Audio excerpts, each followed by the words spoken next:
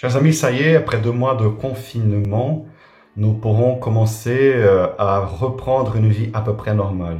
Je dis bien commencer parce que la crise n'est pas encore finie et je dis bien à peu près normale parce que je pense que nous ne mesurons pas encore toutes les conséquences sociales, philosophiques, politiques, humaines, spirituelles, tout ce que vous voulez, liées à toute cette crise mondiale. Malgré tout le drame que beaucoup de familles ont pu vivre pendant ce temps, lié à la violence dans les foyers, lié au décès, lié d'un proche, lié au chômage ou un tas d'autres difficultés, je reçois quand même beaucoup de témoignages de familles, d'amis au Brésil, en France, qui disent avoir pu grandir dans beaucoup de domaines pendant cette quarantaine, ce qui nous montre bien que d'un mal, Dieu peut tirer un bien encore plus grand. Vous voyez? Parce que pendant ce temps, il est bien vrai que nous étions un peu obligés de revoir la valeur des choses et d'aller à l'essentiel.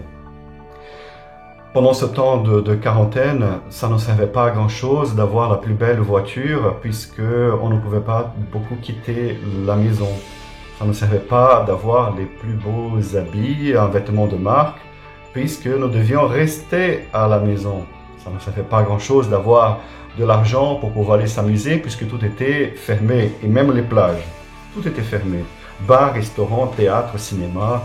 Bon, il a fallu rester à la maison. C'était forcément difficile, dur, mais une épreuve à traverser, avec des bons fruits, parce que si nous ne pouvions pas faire tout cela, nous pouvions faire autre chose.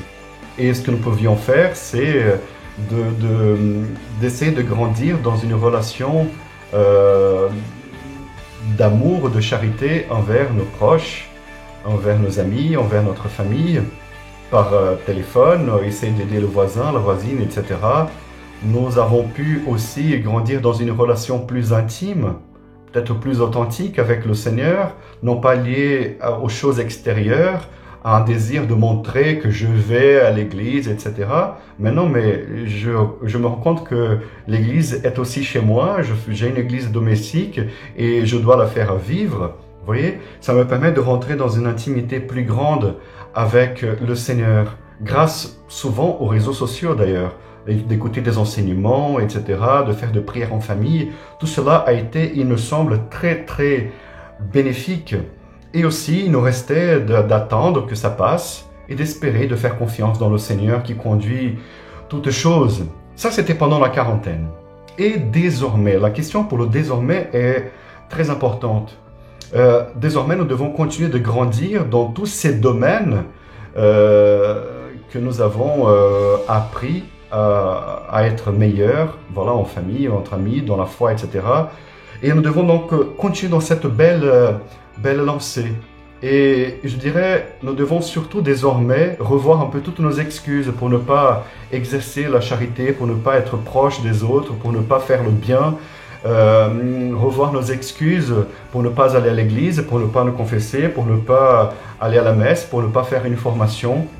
Revoir toutes ces excuses souvent très bidons du genre je n'ai pas le temps, je ne peux pas quitter la maison parce que j'ai un rôti dans le four ou j'ai un match de foot, ou, etc., etc. Bon, vous voyez, revoir toutes nos excuses, penser 10 fois avant de se les donner pour que nous puissions continuer de grandir dans l'amour, dans la charité.